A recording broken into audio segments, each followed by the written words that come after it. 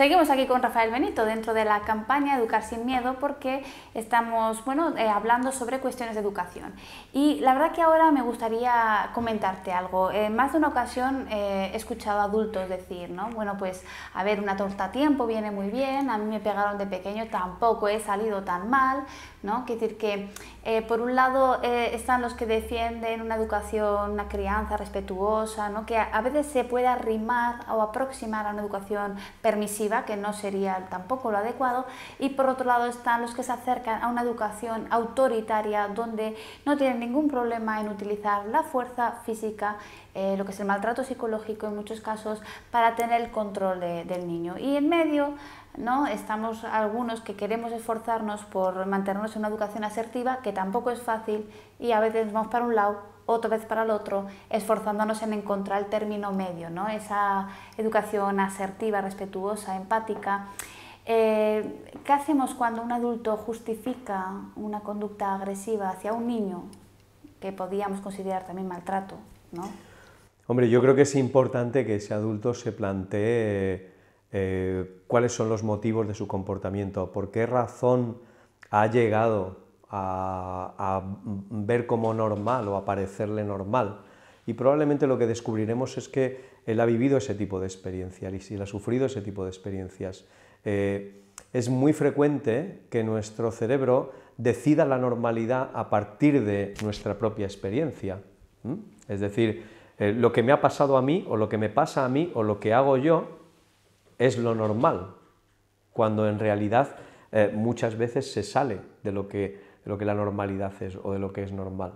Entonces, yo creo que muchos padres que minimizan o trivializan el daño que se puede hacer a los hijos a través del abuso verbal o a través de los castigos es porque probablemente su propia experiencia, los recuerdos que su cerebro y su sistema nervioso han ido almacenando en la memoria implícita, pues está repleta de ese tipo de interacciones y de ese tipo de sensaciones. Y es probable que hayan crecido haciendo un esfuerzo por minimizar, por tolerar o por quitar importancia a lo que les ocurrió. A lo mejor porque sería demasiado doloroso reconocerlo, es decir, a lo mejor porque si tuvieran que volver atrás y pensar en sus propios padres o sus propias madres como padres o madres que no les trataron bien, como padres o madres que no tuvieron la competencia necesaria para proporcionarle unos buenos cuidados, empezarían a sentirse mal consigo mismos. Sí, hay adultos que justifican a sus padres diciendo, bueno, eran otros tiempos, éramos muchos hermanos, la educación no era una prioridad, ¿no?, sino el comer y sobrevivir. Los justificamos, ¿no? Sí, curiosamente a veces esa justificación consiste en echarse la culpa. Es decir, muchos padres y madres que han sufrido circunstancias de maltrato o de abandono se culpan de haberlo sufrido. Es decir, de alguna forma salvan a sus padres de lo que ocurrió. Yo era un trasto, yo es que era muy travieso, mis padres trabajaban mucho y no tenían tiempo para estar con nosotros. Es decir, muchos de ellos lo que hacen es normalizar una situación que en sí era anormal. Entonces tampoco es extraño que cuando examinan o reflexionan sobre sus propias experiencias con sus hijos o su propia relación con sus hijos, pues puedan llegar a la conclusión de que en realidad no están haciendo nada anormal, no están haciendo nada dañino. Sería interesante separar, ¿no? Cuando yo era niño había unas circunstancias distintas a las que tengo ahora, ¿no? Aquello quedó atrás, pero yo ahora hago una reflexión de cómo considero que tengo que educar a mis hijos de forma diferente, ¿no?, por lo que ahora sé, por lo que ahora he aprendido y por lo que ahora vivo, ¿no?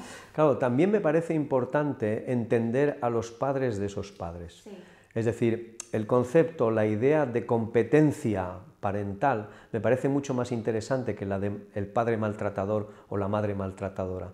Porque del mismo modo que podemos ver que un niño se comporta de una manera agresiva o de una manera excesivamente ansiosa o agitada porque no tiene la capacidad para regular sus propias emociones, también tenemos que intentar entender que un padre o una madre se comporten como lo hacen porque no disponen de las capacidades suficientes o no disponen en determinadas áreas de la capacidad de autorregulación suficiente como para proporcionar otro tipo de trato. Entonces, muchas veces, yo que he visto muchos adultas y adultos que han sufrido experiencias de maltrato en la infancia, les resulta muy consolador y consiguen aceptar la idea de que sus padres no tuvieron la competencia necesaria para cuidarlos o para cuidarlos suficientemente bien, o tenían limitaciones que les impedían cuidarlos bien. No, tu padre te maltrató, tu padre era un maltratador, tu madre era una maltratadora, tu padre era un abusador, o era... No,